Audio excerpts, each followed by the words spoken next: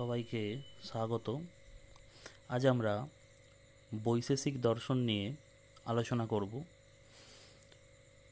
তোমাদের প্রথম সেমিস্টারে দর্শন অনার্সে বৈশেষিক দর্শনের চ্যাপ্টারটি রয়েছে এবং বৈশেষিক দর্শনের 7টি পদার্থ নিয়ে আলোচনাই বৈশেষিক দর্শনের মূল আলোচ্য বিষয়বস্তু।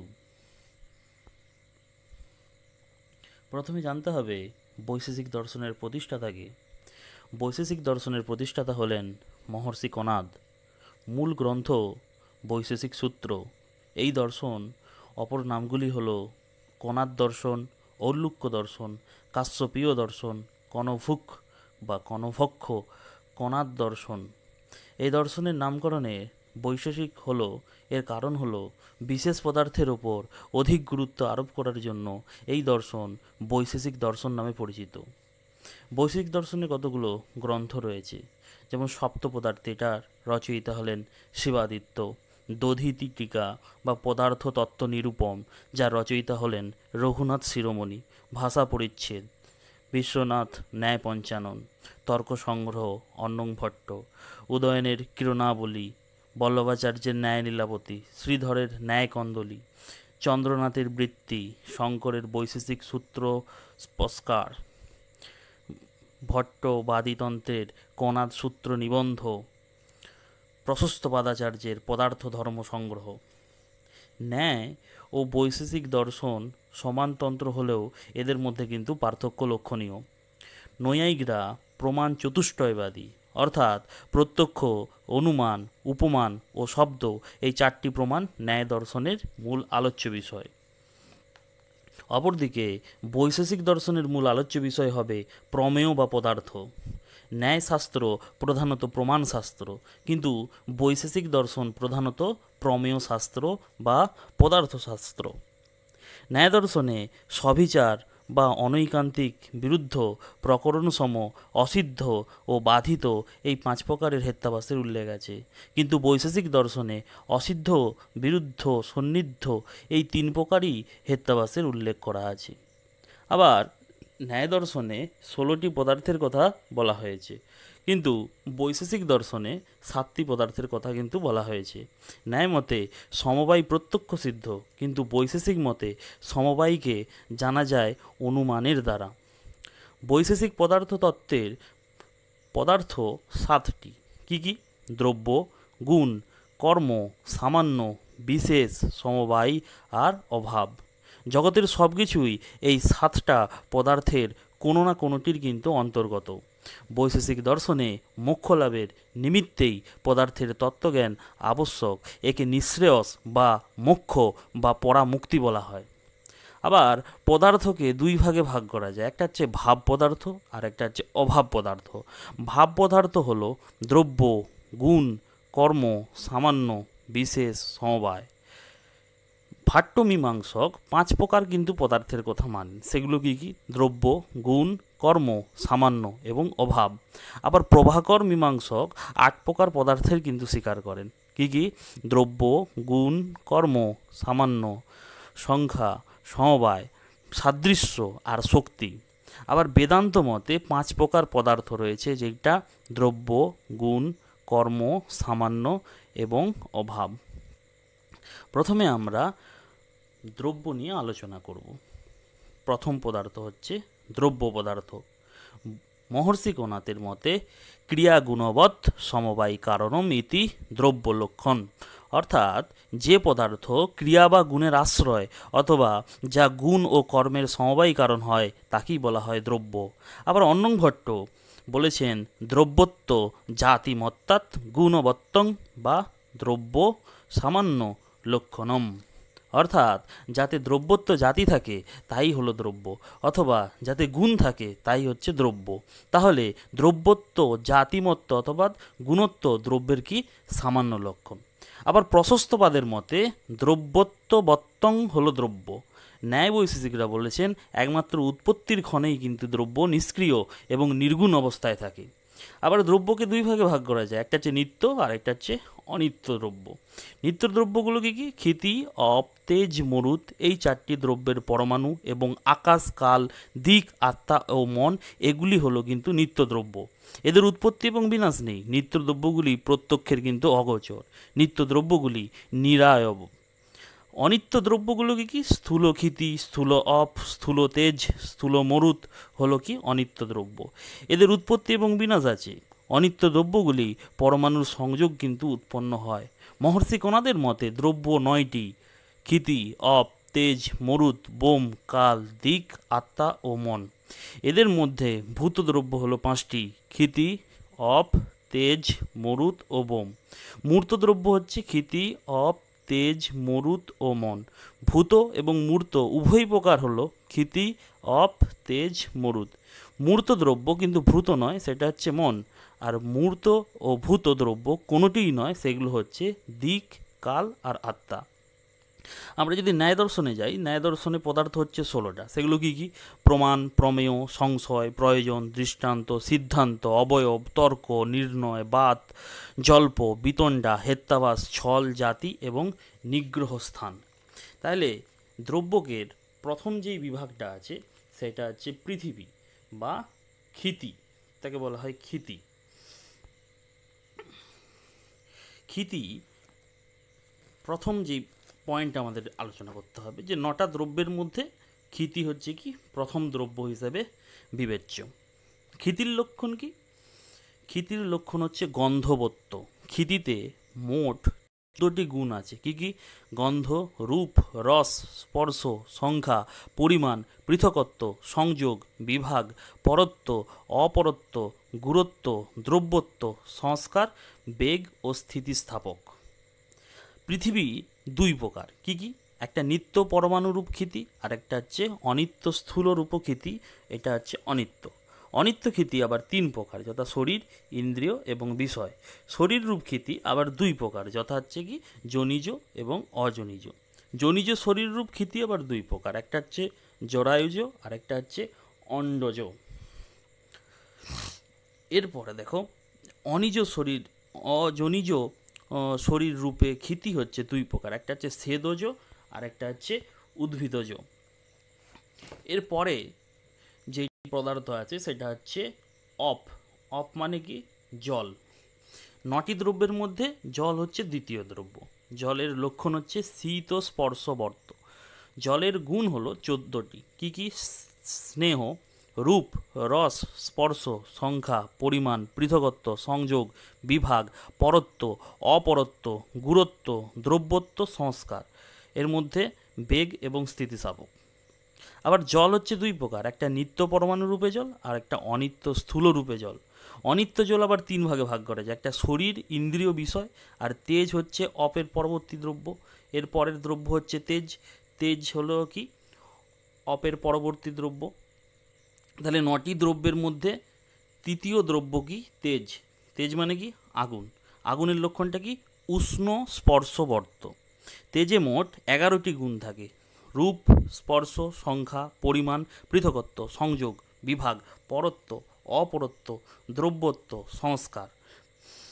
তেজকে আবার 2 ভাগে ভাগ করা যায়। কি কি? নিত্য পরমাণুরূপ তেজ, অনিত্য স্থূলরূপ তেজ। অনিত্য তেজ আবার কিন্তু 3 প্রকার। কি কি সেগুলো? শরীর, ইন্দ্রিয় এবং বিষয়। আবার বিষয়রূপ তেজকে 4 ভাগে ভাগ করা যায়, একটা হচ্ছে ভৌম, একটা হচ্ছে দিব্য, একটা হচ্ছে উদর্য আর একটা হচ্ছে আকর্য। এরপরে যে দ্রব্য সেটার নাম হচ্ছে মরুত। মরুত মানে হচ্ছে আকাশ বা বায়ু। তাহলে 9 প্রকার দ্রব্যের মধ্যে চতুর্থ দ্রব্য হচ্ছে মরুত। বায়ুর লক্ষণ কি? রূপরহিত স্পর্শবান। বায়ুতে কটি গুণ আছে? 9টি গুণ আছে। কি কি? স্পর্শ, সংখ্যা, পরিমাণ, পৃথকত্ব, সংযোগ, বিভাগ, পরত্ব, অপরত্ব ও সংস্কার। বায়ু হচ্ছে 2 প্রকার, একটা হচ্ছে নিত্য পরমাণুরূপ বায়ু আর একটা হচ্ছে অনিত্য স্থূলরূপ বায়ু। অনিত্য বায়ু আবার 3 ভাগে ভাগ করা যায়। সেই 3টি ভাগ কি? শরীর, ইন্দ্রিয় আর বিষয়। এরপরের যেই দ্রব্যটা রয়েছে সেটা হচ্ছে বোম। বোম মানে কি? আকাশ। তাহলে 9টি দ্রব্যের মধ্যে পঞ্চম দ্রব্য হলো বোম বা আকাশ। আকাশের লক্ষণ কি? শব্দ গুণকম আকাশম, অর্থাৎ যে দ্রব্যের শব্দগুণ আছে সেটাই হচ্ছে আকাশ। শব্দ এই আকাশে কিন্তু সমবেত থাকে। আকাশ কি? এক এবং নিত্য ও বিভু আকাশকে প্রত্যক্ষ করা কিন্তু যায় না। পরিশেষে অনুমানের দ্বারা আকাশের অস্তিত্ব কিন্তু সিদ্ধ হয়। এরপরের যেটা দ্রব্য সেটা হচ্ছে যে 6 নম্বর দ্রব্য, যার নাম হচ্ছে কাল, ইংরেজি বলে টাইম। তাহলে বৈশেষিক মতে 9টি দ্রব্যের মধ্যে 6 নম্বর দ্রব্য হলো কারণ। কালের বৈশিষ্ট্য লক্ষণ হলো অতীতাদি ব্যবহার ও হেতুর কাল, অর্থাৎ অতীত, বর্তমান, ভবিষ্যৎ এইরূপ ব্যবহারের হেতু যে দ্রব্য তাই হচ্ছে কাল। কাল এক হবে, বিভু হবে এবং নিত্য হবে। অতীত, বর্তমান ও ভবিষ্যৎ প্রভৃতির বোধে থাকে। কালের অস্তিত্ব কখনোই কিন্তু অনুমান করা যায়।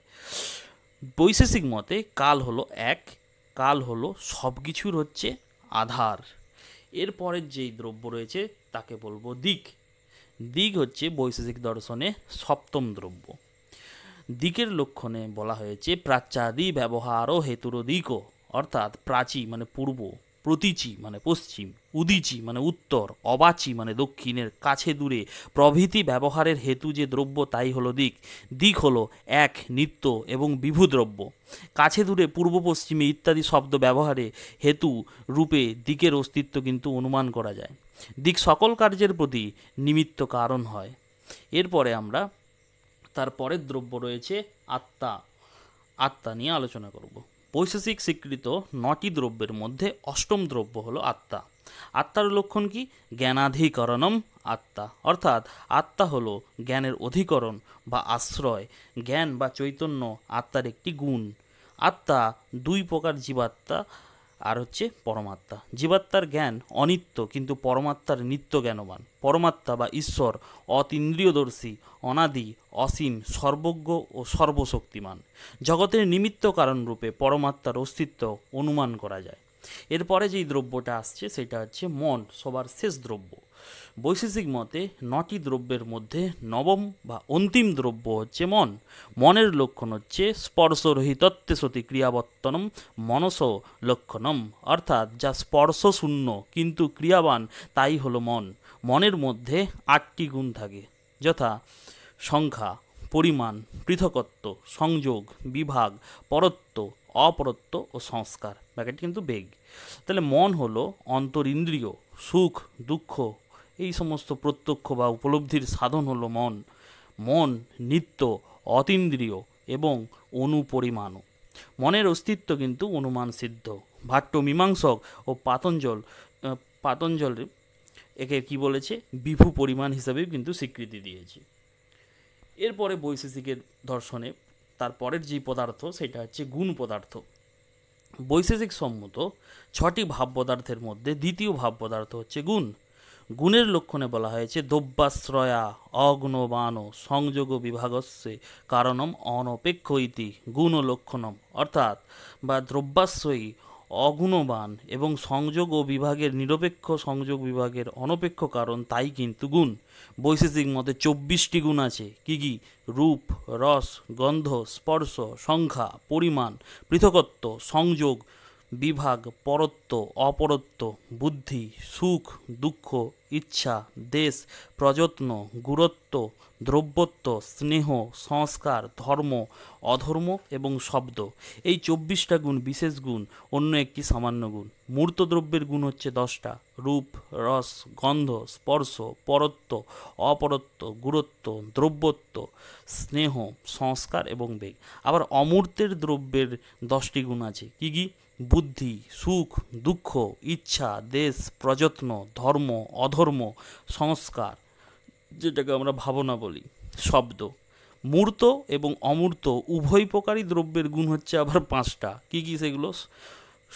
সংখ্যা, পরিমাণ, পৃথকত্ব, সংযোগ আর বিভাগ। আর 24 প্রকার গুণের মধ্যে অতীন্দ্রিয় গুণ হচ্ছে 4টি। কি কি? গুরুত্ব, ধর্ম, অধর্ম, সংস্কার। 24 প্রকার গুণের মধ্যে মনের দ্বারা গ্রাহ্য গুণ হচ্ছে আবার 6টি। কি কি? বুদ্ধি, সুখ, দুঃখ, ইচ্ছা, দেশ এবং প্রযত্ন। 24 প্রকার গুণের মধ্যে এক ইন্দ্রিয় গ্রাহ্য বাহ্য গুণ হলো 5টি: রূপ, রস, গন্ধ, স্পর্শ ও শব্দ। বিশেষ গুণ হলো 16টি: রূপ, রস, গন্ধ, স্পর্শ, স্নেহ, দ্রব্যত্ব, বুদ্ধি, সুখ, দুঃখ, ইচ্ছা, দেশ, প্রযত্ন, ধর্ম, অধর্ম, সংস্কার এবং শব্দ। সামান্য গুণকে আবার 10 ভাগে ভাগ করা যায়, সেগুলো হচ্ছে সংখ্যা, পরিমাণ, পৃথকত্ব, সংযোগ, বিভাগ, পরত্ব, অপরত্ব, গুরুত্ব, দ্রব্যত্ব ও সংস্কার ব্যাখ্যাটা বেগ। এগুলি হলো গুণ পদার্থ নিয়ে আলোচনা। এরপরে দেখো কর্ম পদার্থ। বৈশেষিক দর্শন স্বীকৃত 6টি ভাব পদার্থের মধ্যে তৃতীয় ভাব পদার্থ হলো কর্ম। কর্মের লক্ষণ কণাদের সংযোগ বিভাগেষু অনপেক্ষ কারণম ইতি কর্মলক্ষণম।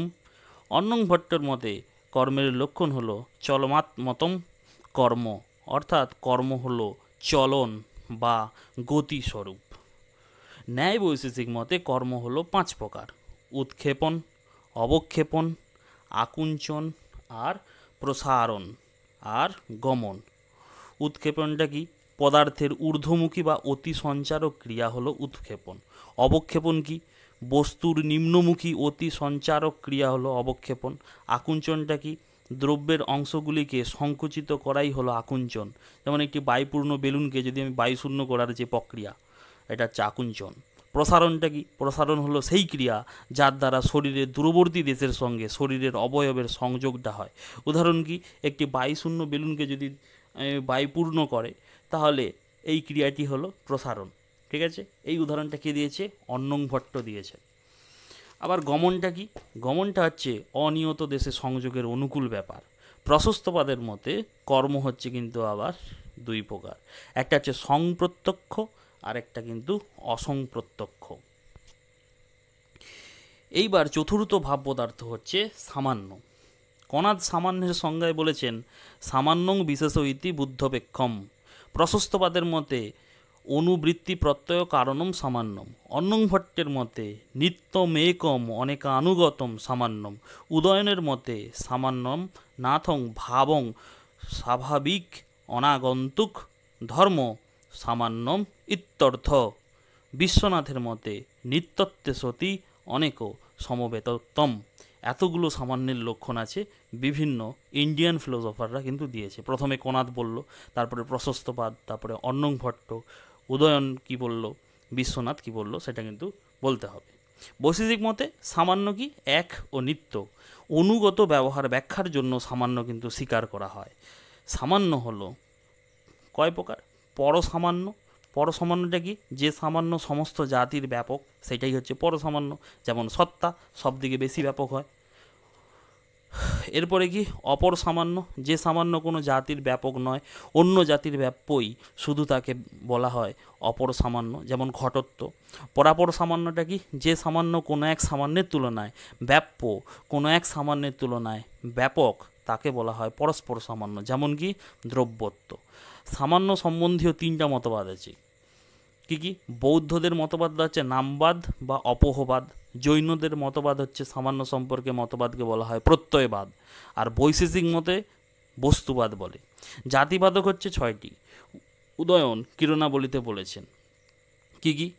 ব্যক্তির অভেদ, যার বৃত্তিরূপে একটি বা অখণ্ড, তাদের জাতি কিন্তু স্বীকার করা যায় না। পৃথিবীতে একটি হচ্ছে কি আছে?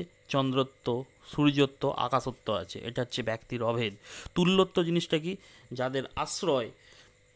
যাদের আশ্রয় দ্রব্য সমান, তাদের জাতি কিন্তু স্বীকার করা যায় না। যেমন নরত্ব ও মনুষ্যত্ব, জ্ঞানত্ব ও বুদ্ধিত্ব, কুসুমত্ব, ফুলত্ব। সংকটটা কি? দুটি পদার্থ পরস্পরের অত্যন্ত ভাবের সমানাধিকরণে থাকে, তাহলে কিন্তু সংকর দোষ ঘটে। যেমন ভূতত্ব এবং মূর্তত্ব। এরপর হচ্ছে অনাবস্থা। তাহলে জাতি যদি স্বীকার করা যায় না। বৈশেষিক মতে দ্রব্য, গুণ ও কর্ম জাতির কিন্তু আশ্রয়, জাতিকে জাতির আশ্রয় বলা যায় না। রূপহানিটা কি? যাকে জাতিরূপে স্বীকার করলে তার স্বরূপের যদি হানি হয়, তাকে কিন্তু জাতি স্বীকার করা যায় না। যেমন বিশেষত্ব বা নিঃসামান্য শতব্যবর্তক। এরপরে অসম্বন্ধ। এর অর্থ কি? সম্বন্ধের অভাব, মানে সমবায় সম্বন্ধের অভাব। কোনো অনুগত ধর্ম যদি এমন হয় যে সে তার আশ্রয়ের সমবায় সম্বন্ধে থাকে না, তাহলে সেই ধর্ম জাতি কিন্তু হতে পারে না। যেমন সমবায়ত্ব এবং অভাবত্ব ইত্যাদি। এরপরের আমরা যেই দেখব সেটা হচ্ছে বিশেষ পদার্থ।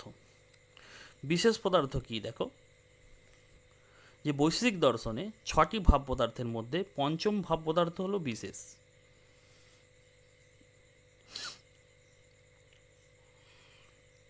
কারো কারো মতে বিশেষ পদার্থ স্বীকার করার জন্যই কিন্তু এই সম্প্রদায় বৈশেষিক সম্প্রদায় নামেই কিন্তু পরিচিত। বিশেষের লক্ষণটা কি? বাদশায়ন কি বলেছেন? বিশেষয়তি ইতরেভ্য ব্যবর্তয়তি ইতি বিশেষ। মহর্ষি কোনাদের মতে নিত্য দ্রব্য বৃত্তয় হন্ত বিষয়সা। প্রশস্তবাদ বলেছেন তে চ খলু অত্যন্ত ব্যবৃত্ত বুদ্ধি হেতুত্বাদি দেশা এব। উদয়নাচার্যের মতে নিঃসামান্যত্বে সতি এক দ্রব্যমাত্র সমবেতত্বম। অন্নং ভট্ট তর্ক সংগ্রহে বলেছেন নিত্য দ্রব্য বৃত্তয় বিশেষা স্থনন্তা এব। তাহলে বিশেষটা কি হবে? বিশেষটা হবে এক নিঃসামান্য, বিশেষ হলো স্বব্যবর্তক, বিশেষ হচ্ছে কি অনুমান লব্ধ, বিশেষ নিত্য দ্রব্য সমবায় সম্বন্ধে কিন্তু থাকে। এরপরে দেখো সমবায়। বৈশেষিক স্বীকৃত 6টি ভাব পদার্থের মধ্যে ষষ্ঠ বা অন্তিম ভাব পদার্থ হলো কিন্তু সমবায়। কোনাদের মতে ইহদে মতি যত কার্যনায় স সমবায়। প্রশস্তবাদের মতে অযুত সিদ্ধ নামাধার্য ধার ভূতানাং য সম্বন্ধ ইহ প্রত্যয় হেতু সমবায়। আবার নিত্য সম্বন্ধ সমবায়, এটা অন্নং ভট্ট বলেছেন। সমবায় সম্বন্ধ 5 প্রকারের ক্ষেত্র আছে। কি কি? একটা হচ্ছে দ্রব্যগুণ, যেমন ঘট এবং ঘটের রূপ, দ্রব্য কর্ম, ঘট ও ঘটক্রিয়া, জাতি ও ব্যক্তি, ঘট ও ঘটত্ব, অবয়ব ও অবয়বী, ঘট ও কপালদ্বয়, নিত্যদ্রব্য ও বিশেষ, যেটাকে বলবো পরমাণু ও বিশেষ। বৈশেষিক মতে সমবায়কে জানা যায় কি? অনুমানের দ্বারা, কিন্তু ন্যায় মতে সমবায়কে জানা যায় প্রত্যক্ষের দ্বারা। সমবায়কে স্বীকার করে না কে কে? সাংখ্য, জৈন, বৌদ্ধ, অদ্বৈত, বেদান্ত, ভাট্টমীমাংসক সমবায়কে স্বীকার করে না। সমবায়কে স্বীকার করে বিশ্বনাথ, কনাদ, প্রশস্তবাদ আর রঘুনাথ প্রভাকর, এরা কিন্তু সমবায়কে স্বীকার করে। এর পরের শেষ পদার্থ হচ্ছে বৈশেষিক দর্শনে অভাব পদার্থ। বিশ্বনাথ মুক্তাবলীতে অভাব পদার্থ নিরূপণ করতে গিয়ে বলেছেন যে পদার্থে দ্রব্যাদি 6টি ভাব পদার্থের ভেদ আছে তাই কিন্তু অভাব। দ্রব্যাদি 6টি ভাব পদার্থ নিজ নিজ ভেদ ভিন্ন, দ্রব্য নয়, গুণ নয়, এইভাবে ভাব পদার্থের কেবল কিন্তু 5টা ভেদ আছে, তাহলে 6টি ভেদ নেই। এইভাবে অভাব পদার্থের কিন্তু 6টি ভাব পদার্থ ভেদ আছে, তাই অভাব হলো কি? দ্রব্যাদি 6টি ভাব পদার্থের অনন্য ভাব বোধক পদার্থ। যার অভাব থাকে তাকে এই অভাবের প্রতিযোগী বলে, এবং যেখানে অভাব থাকে তাকে অভাবের অধিকরণ বা অনুযোগী বলে। টেবিলে কলমের অভাবের ক্ষেত্রে কলম অভাবের কিন্তু প্রতিযোগী, আর টেবিলটা হচ্ছে অনুযোগী। অভাব সবসময় কোনো অনুযোগীতে কোনো প্রতিযোগীর অভাবের সঙ্গে তার অনুযোগী বা প্রতিযোগীর সম্বন্ধ হলো স্বরূপ সম্বন্ধ। কোনো কোনো গ্রন্থে কিন্তু এই সম্বন্ধকে বিশেষণতা বলে কিন্তু উল্লেখ করা হয়েছে। বিশেষণতা এক প্রকার কি? স্বরূপ সম্বন্ধ হওয়ায় এই সম্বন্ধ কিন্তু অন্য কোনো সম্বন্ধের অপেক্ষা করে না, যেহেতু অভাব পদার্থে প্রতিযোগীর নিরূপম ব্যতিরেকে নিরূপিত হতে পারে না, সেহেতু অভাব পদার্থকে পরতন্ত্র বলা হয়। দ্রব্য, গুণ প্রভৃতি ভাব পদার্থন্তর নিরূপণের অধীন কিন্তু নয়, তাই সেখান থেকে তাদের বলা হয় স্বতন্ত্র। আবার ভাট্টমীমাংসক সম্প্রদায় অভাব পদার্থ জ্ঞানের জন্য কিন্তু অনুপলব্ধি নামক একটা কিন্তু স্বতন্ত্র প্রমাণকে তারা স্বীকার করেছেন। এই মতে কিন্তু ঘটাদি বস্তুর উপস্থিতি যেমন প্রত্যাখ্যাদির প্রমাণ সিদ্ধ, তেমনি ওই সকল বিষয়ের অনুপস্থিতি অনুপলব্ধি কিন্তু প্রমাণ সিদ্ধ। কিন্তু ন্যায় বৈশেষিক সম্প্রদায় কিন্তু অভাবকে প্রত্যক্ষ সিদ্ধ বলেছেন। অভাবের প্রতিযোগী যদি লৌকিক প্রত্যক্ষের যোগ্য হয়, তাহলে কিন্তু অভাবেও লৌকিক প্রত্যক্ষেরই যোগ্য। পদার্থের অভাব প্রত্যক্ষের বিশেষণ এবং বিশেষ্য ভাব বা বিশেষণতার সন্নিকর্ষ কিন্তু স্বীকৃত। স্বরবিধ লৌকিক সন্নিকর্ষ ভেদে বিশেষণতা সন্নিকর্ষ আবার স্বরবিধ। দ্রব্যের অভাব প্রত্যক্ষে যে বিশেষণতা সন্নিকর্ষ হয় সেটা হচ্ছে কি সংযুক্ত বিশেষণতা, কিন্তু দ্রব্যের গুণের অভাবের প্রত্যক্ষের দরকার কি সংযুক্ত সমবেত বিশেষণতা। তাহলে যদি বলি ঘটাভাব বিশিষ্ট ভূতলের জ্ঞানে ঘটাভাব ভূতলের বিশেষণ হওয়া সন্নিকর্ষকে বলা হয় বিশেষণতা, আবার ভূতলে ঘটাভাবের জ্ঞানের ঘটাভাব বিশেষ্য হওয়ার যে সন্নিকর্ষটাকে তাকে বলা হবে বিশেষ্যতা। তাহলে ন্যায় বৈশেষিক মতে কোনো বিষয়ের অভাব প্রত্যক্ষে প্রতিযোগীযোগ্য অনুপলব্ধির সহকারী কারণ হয়। আবার ন্যায় বৈশেষিক অভাবকে প্রধানত দুই ভাগে ভাগ করেছে, একটা হচ্ছে অনন্যভাব ও সংসর্গভাব। দুটি ভিন্ন জিনিসের মধ্যে পারস্পরিক যে অভাব তাকে বলা হয় অনন্যভাব, যেমন গরু এবং অশ্বের পারস্পরিক অভাব। অনন্যভাব ভিন্ন অভাবকে বলা হয় সংসর্গভাব, যেমন টেবিলে ঘটের অভাব। সংসর্গভাব আবার ত্রিবিধ, কি কি? একটা হচ্ছে প্রাগভাব, একটা হচ্ছে ধ্বংসাভাব, আর একটা হচ্ছে অত্যন্তভাব। ঠিক আছে, এবারে দেখো প্রাগভাব কাকে বলে? কোনো একটি বস্তু উৎপন্ন হওয়ার পূর্বে পর্যন্ত তার যে অভাব থাকে তাকে বলা হয় প্রাগভাব। যেমন যে ঘটটি এখন উৎপন্ন হয়নি, জগতে সেই ঘটের অভাব আছে, তাহলে এই অভাব কখনো শুরু হয়েছে কেউ জানে না। তবে যে মুহূর্তে ঘটটি উৎপন্ন হয়েছে সেই মুহূর্তে ওই ঘটের অভাব কিন্তু বিনষ্ট হবে। বস্তুর এইরূপ অভাবকে কিন্তু বলা হয় প্রাগভাব। যে প্রতিযোগীর প্রাগভাব থাকে তারই উৎপত্তি হয়, আবার প্রতিযোগীর উৎপত্তিতে প্রাগভাবটা কিন্তু বিনষ্ট হয়। তাই প্রাগভাব একাধারে প্রতিযোগীর জনক এবং প্রতিযোগীর দ্বারা কিন্তু নাশ্য। প্রাগভাব অনাদি কিন্তু শান্ত। এরপরে দেখো ধ্বংসাভাব। কোনো একটি জিনিস ধ্বংস হয়ে যাওয়ার পর তার যে অভাব শুরু হয় তাকে বলা হয় ধ্বংসাভাব। কোনো ব্যক্তির মৃত্যুর সঙ্গে সঙ্গে ওই ব্যক্তির অভাব শুরু হয়। মৃত ব্যক্তি কখনোই কিন্তু আর ফিরে আসে না। মৃত ব্যক্তির অভাব তাই কখনো শেষ হয় না, কিন্তু এই অভাব চিরকালীন নয়। এই ব্যক্তি যতদিন বেঁচে ছিল ততদিন তার অভাব ছিল না। যেই মুহূর্তে ওই ব্যক্তির মৃত্যুটা হয়ে গেল সেই মুহূর্তে তার অভাবটা কিন্তু শুরু হয়ে গেছে, সেটা হচ্ছে ধ্বংসাভাব সাদি, কিন্তু সেটা কিন্তু অনন্ত। এরপরে হচ্ছে অত্যন্তাভাব। কোনো একটি জিনিসের অন্য একটি জিনিসের চিরকালীন যে অভাব তাকে বলা হয় অত্যন্তভাব। বায়ুতে রূপের অভাব বা জলে গন্ধের অভাব হলো অত্যন্তভাবের দৃষ্টান্ত। বায়ুতে রূপ বা জলে গন্ধ কখনোই কিন্তু ছিল না, আবার কখনো থাকবেও না। এই অভাবটা কী হবে? নিত্য, অর্থাৎ অনাদি অনন্ত। ধ্বংসাভাবের আদি আছে, অন্ত নেই। প্রাগভাবের অন্ত আছে কিন্তু আদি নেই, কিন্তু অত্যন্তভাবের আদিও নেই, অন্তও নেই। ঠিক আছে, এইভাবে বৈশেষিকরা তাদের দর্শনে সাতখানা পদার্থ রয়েছে এই বিষয়ে কিন্তু বিশদ আলোচনা করেছে। ধন্যবাদ।